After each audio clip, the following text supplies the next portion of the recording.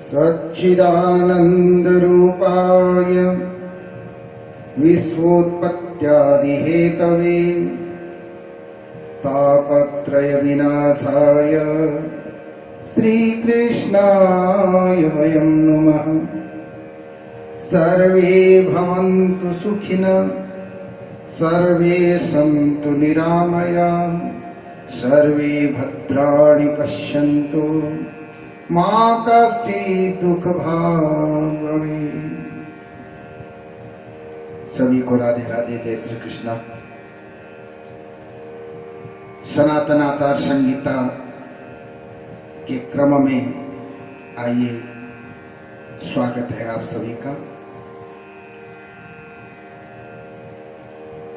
हमारे वेद पुराण शास्त्र स्मृतियां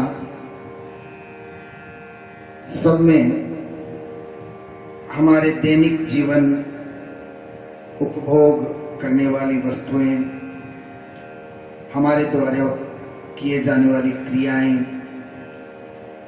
उनके विषय में न्याय संगत उचित जो मार्ग है वो हमें सदैव दिखाते हैं। हमारे दुखी होने, कष्ट पाने का बहुत बड़ा कारण यही है कि हम शास्त्रोक्त विधि से कर्म करना छोड़ चुके हैं।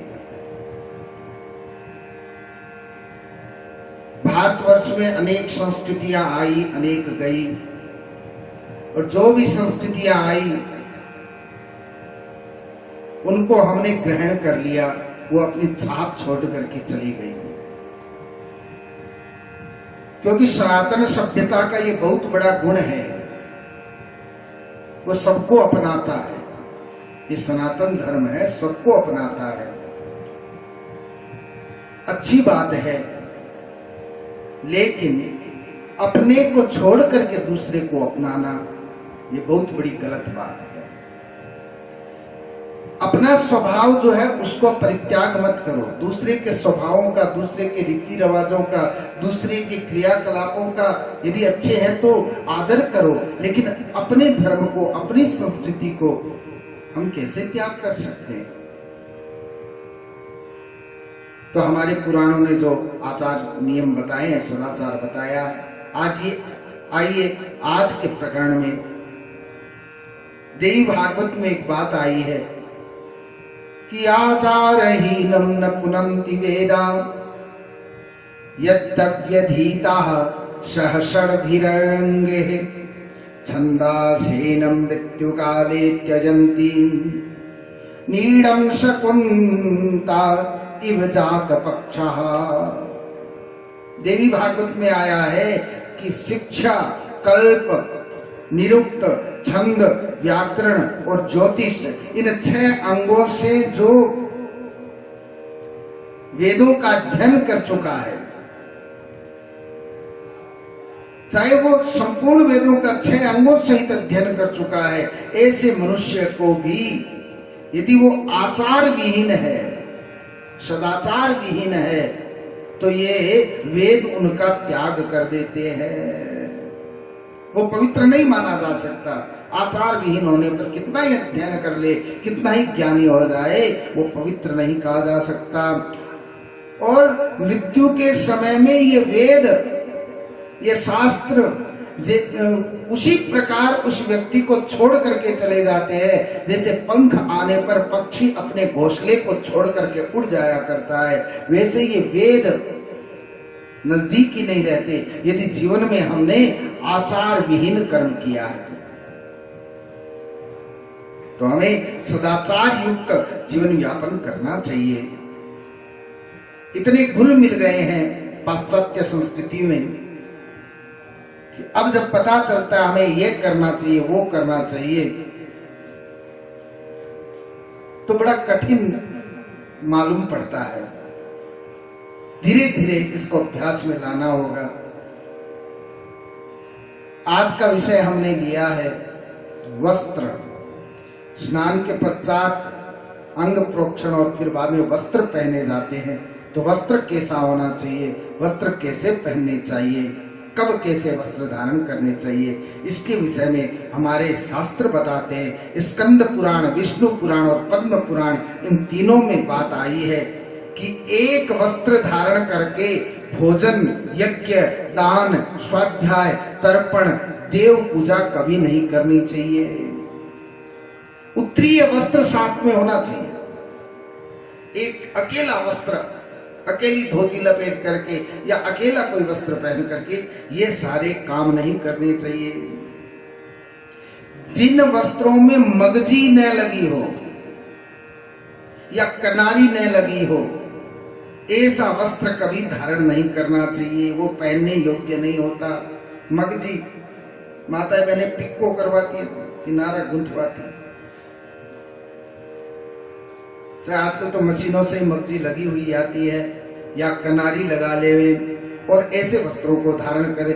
वर्ज्य च विदसम वस्त्रम, मार्कंडेय पुराण और ब्रह्म पुराण में ये बात आई, ऐसे वस्त्र को छोड़ देना चाहिए। फिर बताया पहले पहने हुए वस्त्र, एक बार वस्त्र पहन लिए और बाहर घूम आए, दोबारा हम वही खोल के रख दिए, दोबारा पहन के हम पूजा करने योग्य नहीं मान सकते उन वस्त्रों को। पहले पहने हुए वस्त्र बिना धोए वापस नहीं पहनने चाहिए। ना प्रक्षालितम पूर्व धृतम वसनम विभ्रियात्, विष्णु स्मृति में आया है धोकर के ही पुनः वस्त्र को पहनना चाहिए। कई बार कई उपलक्ष्य पर, विवाह में, कई भगवान के जन्मोत्सव पर, कई उत्सव हमारे जीवन में आते हैं तो हम नए नए वस्त्र धारण करते हैं। तो नया वस्त्र जब धारण करे तो पहले जल से धोकर के ही वस्त्र को धारण करे, बिना धोए नए वस्त्र को धारण नहीं करना चाहिए। कोरोना ने क्या सिखाया? कोरोना ने भी तो यही सिखाया है, किसी का स्पर्श मत करो, हर किसी जगह पर मत बैठो, साफ सफाई जीवन में रखो। तो ये वस्त्र भी न जाने बन करके कहां से आते हैं, तो पहले उनको धो लेना चाहिए, उसके बाद उन वस्त्रों को, न जाने कौन सी बीमारी या ये स्पर्श बड़ा वैज्ञानिक कारण से हमारे सनातन धर्म में था। किसी को छूना, किसी को न छूना, कहीं हर जगह न बैठना, ये सारे वैज्ञानिक कारण है इसमें। तो नया वस्त्र जल से धो करके ही पहनना चाहिए। पास में धन रहते हुए सुव्यवस्थित जीवन चल रहा है, फिर भी कंजूसी वश फटे पुराने वस्त्र पहनना, मेले वस्त्र पहनना, पुराने वस्त्र जो मटमेले हो गए, जिनका रंग उड़ गया हो, ऐसे वस्त्र पहनना ये दरिद्रता का सूचक है। ऐसे वस्त्र, फटे पुराने वस्त्र कभी नहीं पहनने चाहिए, विष्णु स्मृति में आया है। वस्त्र यदि फट गया तो उसको धारण नहीं करना चाहिए। लेकिन आजकल के तो बच्चों को देखते हैं, बच्चे क्या बड़े बड़ों को देखते हैं, फैशन चल गई है, जानबूझ करके फटा हुआ पहनते हैं। तो भाई जो फटा वस्त्र पहनता है उनकी बुद्धि बिगड़ जाती है। फटा हुआ वस्त्र नहीं धारण करना चाहिए, शुद्ध सुंदर सात्विक वस्त्र धारण करना चाहिए।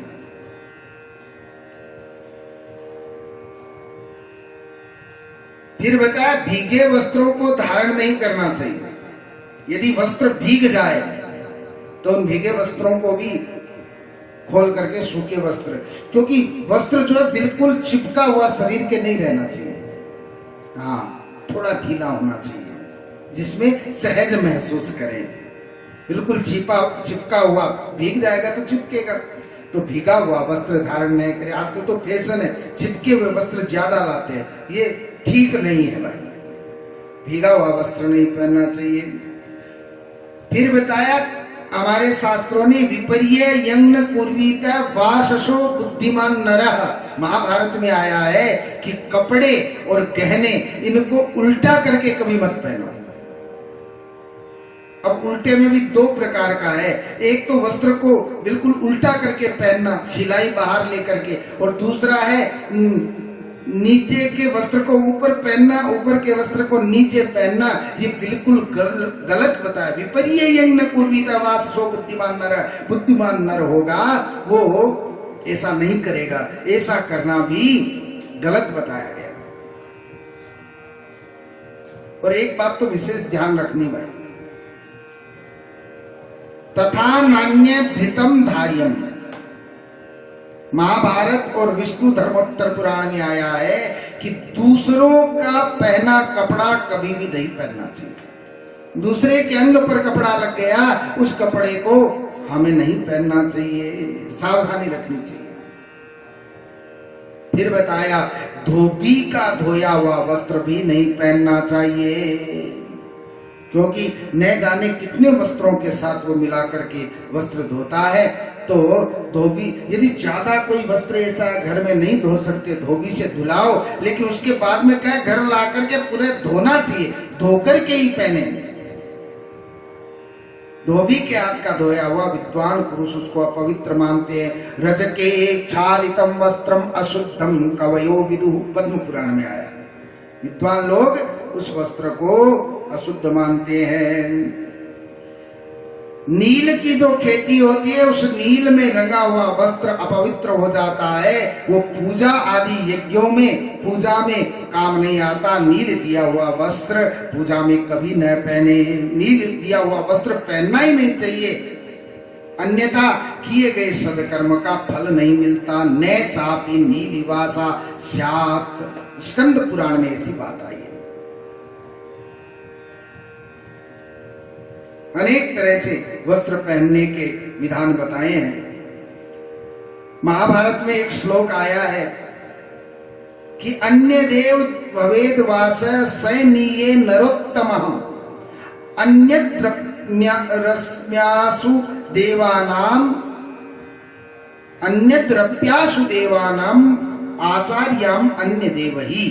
महाभारत में आया कि सोने के वस्त्र, शयन कक्ष के वस्त्र अलग होने चाहिए, पूजा के वस्त्र अलग होने चाहिए, और घर से बाहर जाते हो वो वस्त्र अलग होने चाहिए। 3 प्रकार के वस्त्र बताए हैं। जो शयन कक्ष के वस्त्र हैं, सोने में काम लेते हैं, वो पूजा में नहीं लिए जा सकते। इसलिए सोने के वस्त्र, बाहर के वस्त्र और घर के वस्त्र अलग रख, मंदिर पूजा पाठ के वस्त्र अलग रखने चाहिए। मार्कंडेय पुराण में आया है कि ज्यादा भड़कीले, चमकीले, विचित्र वस्त्रों को धारण नहीं करना चाहिए। ज्यादा भड़कीले, चमकीले और विचित्र वस्त्रों को कभी धारण नहीं करना चाहिए। और आजकल तो क्या कहें इस विषय में, इतने विचित्र विचित्र वस्त्र पहने जाते हैं, इतने भड़कीले वस्त्र पहने जाते हैं। सावधान, अपनी संस्कृति का परित्याग न करें। अपनी संस्कृति में जियोगे तो आनंद ही आनंद मिलेगा, और दूसरे के धर्मों को, दूसरे की संस्कृतियों को जीवन में लाएंगे तो भयावह वो संस्कृति, वो धर्म हमें भय ही देगा, आनंद नहीं दे सकता, निर्भय नहीं बना सकता।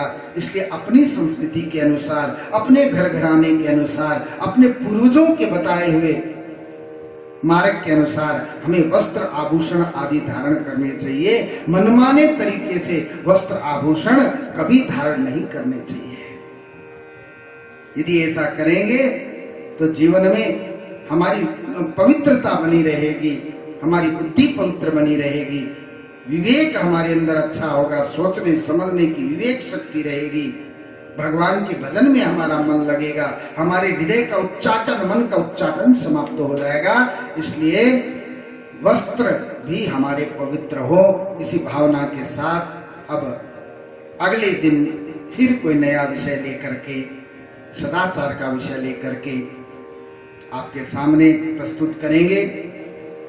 सभी सावधान रहें, घर में रहें, मास्क का प्रयोग करें,